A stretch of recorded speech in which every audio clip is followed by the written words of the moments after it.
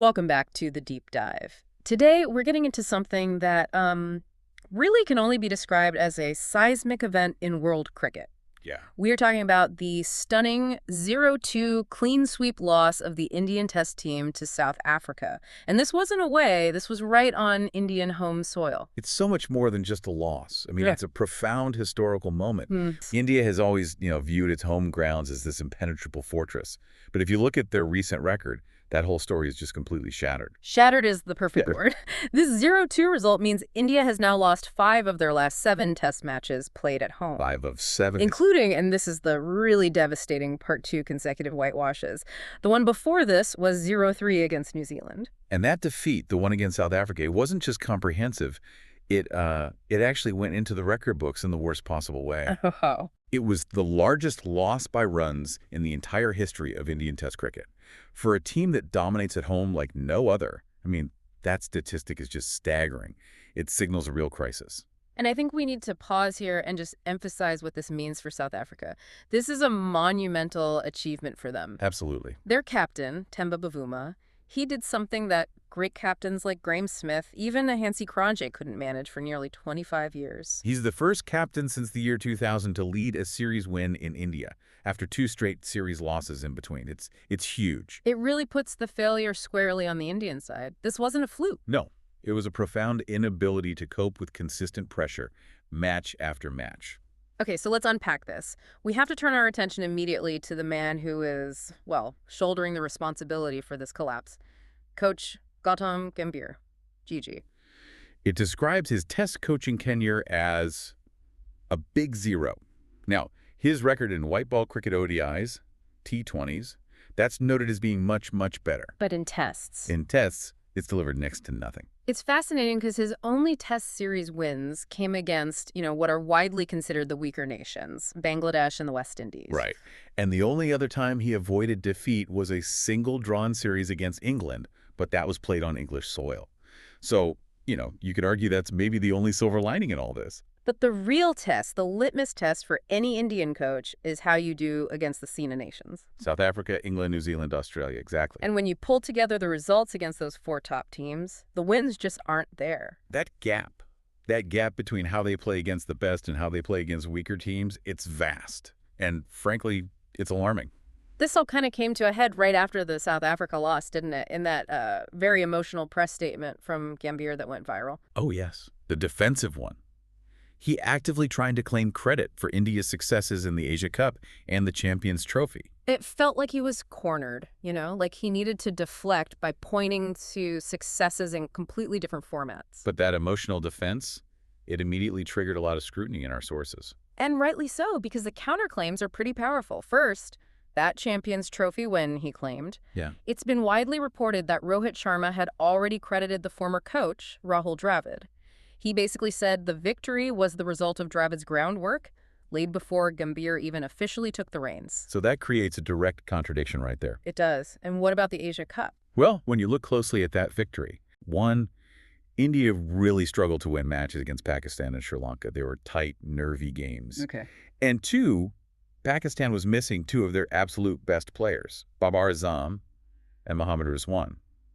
So claiming that as proof of great leadership, it just rings a bit hollow next to the test team's collapse. This is where things really heat up, I think, because this isn't just about a win-loss record anymore. No, it's about the philosophy, the atmosphere he's creating. And our source material draws a frightening comparison, one that makes any longtime Indian cricket fan, very nervous. The comparison between Goutham Gambhir and Greg Chappell. Chappell's time, 2005 to 2007. It's still spoken about with this sense of dread. It was arguably Indian cricket's most unstable, most chaotic period. Because his philosophy was destructive. He removed Sourav Ganguly as captain and argued the team shouldn't have superstars or seniority. It just led to chaos and internal conflict. So if we accept this comparison, and it's a huge one, the question is, what's the evidence that Gigi is following that same destabilizing path? The evidence is the systematic sidelining of the test team's former core. Look at the immediate impact. Virat Kohli and Rohit Sharma are gone. Just absent. And the sources suggest they've stepped away out of frustration with the team's direction. Ajinkya Rahane, a former vice-captain, he's out of the team. Not retired, but just sidelined. And what about Pujara?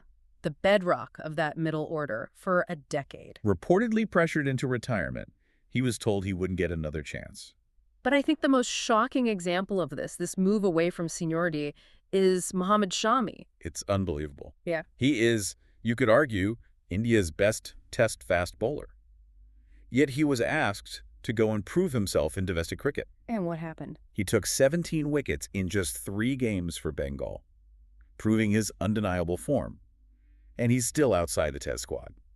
That doesn't feel like team building. That feels like a coach systematically weeding out anyone from the last very successful era. But doesn't a coach have the right to look to the future, to experiment? Yeah. Why is this seen as so destructive? I think it's the violation of meritocracy. That's the key distinction. And you see it clearest in the batting selections. Okay, explain. You have Sarfaraz Khan, a young batsman with an incredible first-class average of over 64. And he's just been completely ignored since the Border Gavaskar Trophy.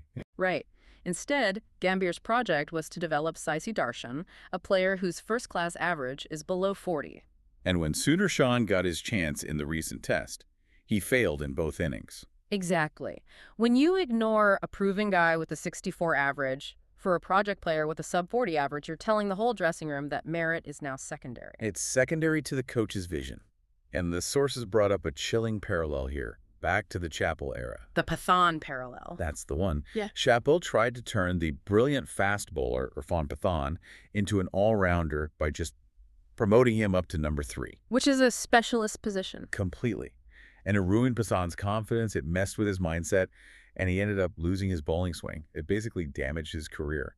The analysis suggests GG is doing the same kind of high-risk experiments, destabilizing players' primary roles. And that instability leads us right into the tactical chaos, the player insecurity. A great example is GG demanding spin-friendly pitches at Eden Gardens. Which is just a huge paradox.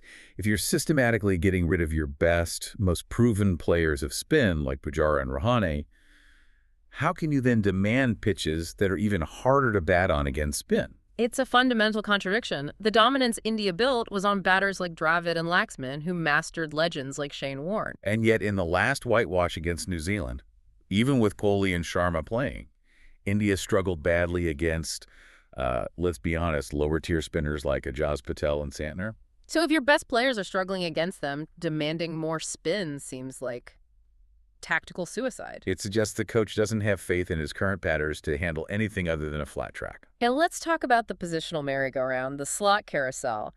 The Washington Sundar situation is just a perfect illustration. A genuinely talented player, but he was suddenly shifted from number 3, a specialist high-stakes batting slot, all the way down to number 8. And people like Ravi Shastri and Rahane called this out, right? They did. Yeah. And they made a great point. Training for number 3 and number 8 requires a completely different mindset. One is about seeing off the new ball. The other is about hitting out with the tail.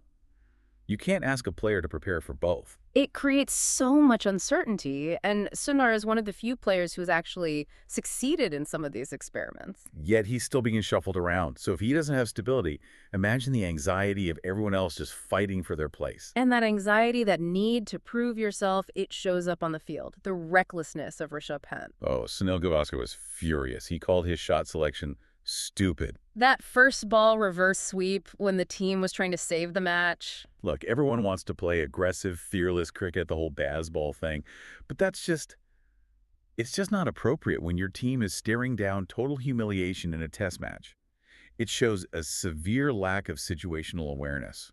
This brings us to a really emotional point that defines just how deep this humiliation runs. We have to go back to 2019. When India was at its absolute peak, The South African captain back then, Faf du Plessis, he basically lamented India's winning formula.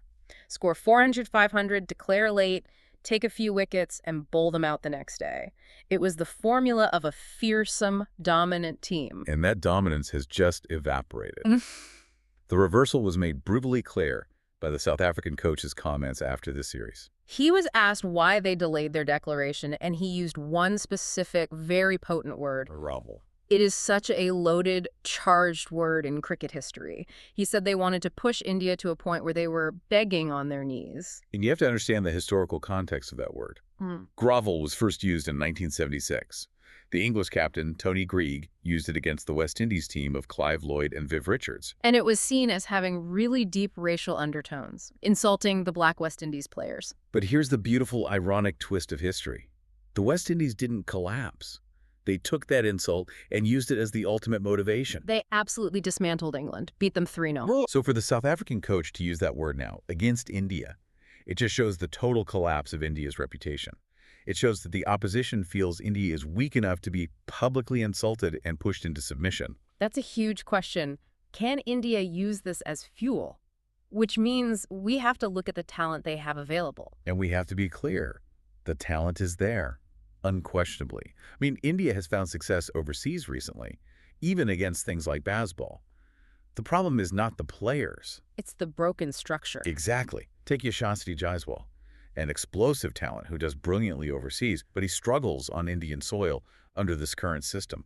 The system is failing the talent. And then there's the startling Bumrah paradox. Yeah, the analysis pointed out that India has lost multiple test series where Jasprit Bumrah has played, even when he's taking 5 or 6 wickets. Which proves conclusively that one person's brilliance, even a generational talent, cannot carry a dysfunctional team in Test cricket. And you contrast that with South Africa's success. It was pure team effort. Simon Harmer, a spinner nobody really feared, took 17 wickets. Muthusamy, a relative unknown, scored a century. Markram took 8 catches. Jansen was everywhere, taking crucial catches. They played as a unit. Meanwhile, India is failing because the players are operating in an environment of fear and instability. The fear of being dropped. The sources mention Sanju Samson, Axar Patel dropped despite good performances. It creates this climate of terror. Right. And players start worrying more about their selection than about that match. You're not playing to win anymore. You're just playing to survive. And the stats. The stats provide the final, undeniable proof. India's home test win percentage, which was over 70% between 2019 and 2024, the Kohli Shastri era, has plummeted. To what? To just 29% since October 2024. That is a historic, precipitous fall. So, to synthesize this, the core problems are clear. Destabilized player roles, selection inconsistencies like with Sarfaraz, and a coaching style that favors chaotic experimentation over stability. And the stakes could not be higher. They're falling down the World Test Championship rankings. After playing in the last 2 finals, the risk of not even qualifying is now very real. So, given Gambheer's controversial, almost Chappell-esque approach and the chaos we see in the stats and on the field, our deep dive leaves us with one final question. Yeah. Does the BCCI, does the Ajit Agarkar Selection Committee see this as a necessary, painful revolution to build a future team, or is it a destructive process that is destroying the foundation of Indian Test cricket and demands immediate radical intervention? That line between revolution and ruin, it feels incredibly thin right now. Yeah. And all the results are leaning heavily toward ruin.